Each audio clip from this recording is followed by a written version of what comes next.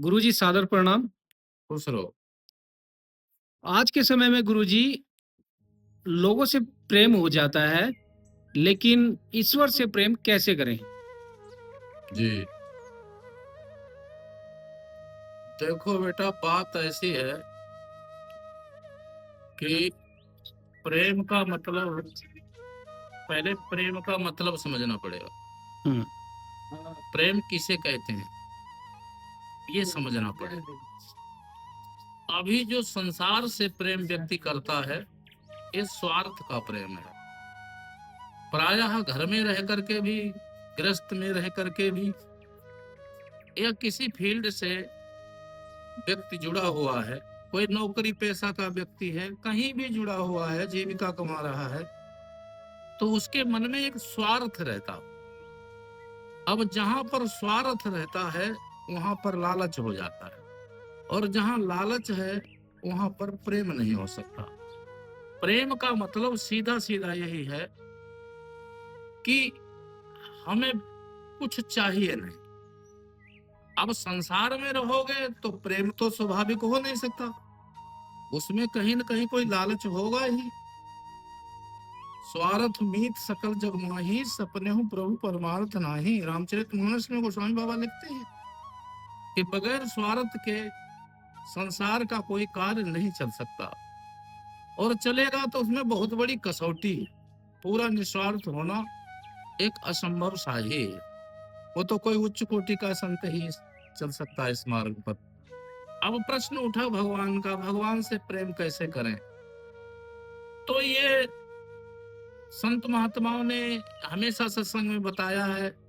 पुराणों इतिहासों को पढ़ करके भी ये समझ में आ जाएगा कि जो परमात्मा है, निर्गुण निराकार, वो सबके दिलों में बैठा है। गीता में भगवान ने कहा, ईश्वरः सर्वभूतानां हृदय से अर्जुन तिष्ठति। हे अर्जुन, जो सुप्रीम पावर है, निराकार है, भक्ति के प्रेम से, भक्त के प्रेम से वो सगुण साकार बनता है। वैसे वो निर्गुण निर्विशेष निराकार ही है परमात्मा। लेकिन कभी कभी ऐसा समय आता है जो वो साकार बन करके, अब निर्गुण निराकार है जिसे ब्रह्म कहते हैं, उसमें कोई क्रिया नहीं है, लेकिन चेतना है, परम शक्ति तो है मगर क्रिया नहीं है उसमें।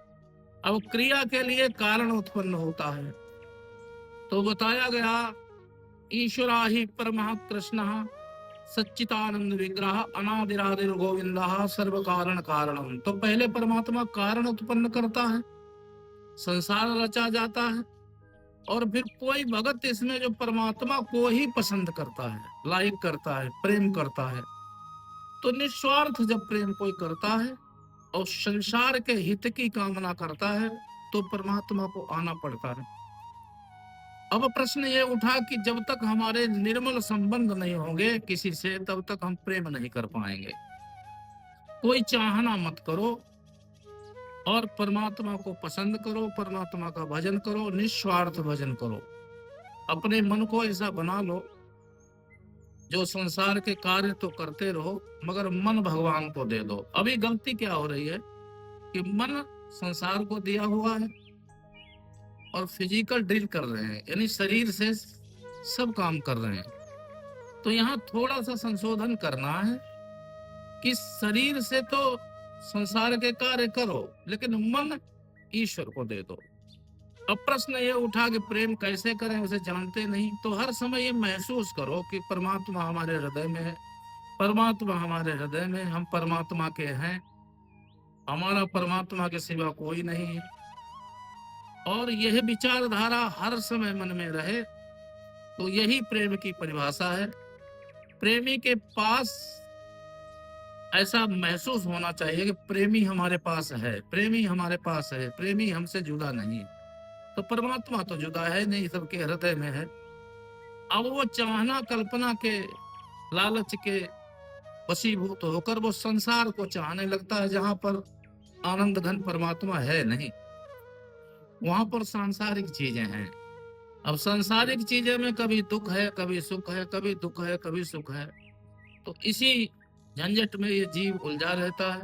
मनुष्य चोला में आकर के परमात्मा से ही प्रेम करो और कर्म करते रहो, परोपकार करते रहो और फल की इच्छा मत करो। जो फल परमात्मा दे उसमें संतुष्ट रहो। तो जब जिसको संतुष्टि आ जाती है तो वो परमात्मा से प्रेम कर सकता है। बेचैन आत्मा परमात्मा से प्रेम नहीं कर सकता।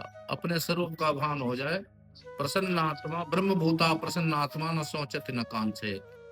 तो मनुष्य चोला में कोई संत आ जाए और ये ज्ञान दे दे तो समझ लो बेड़ा पार हो जाए।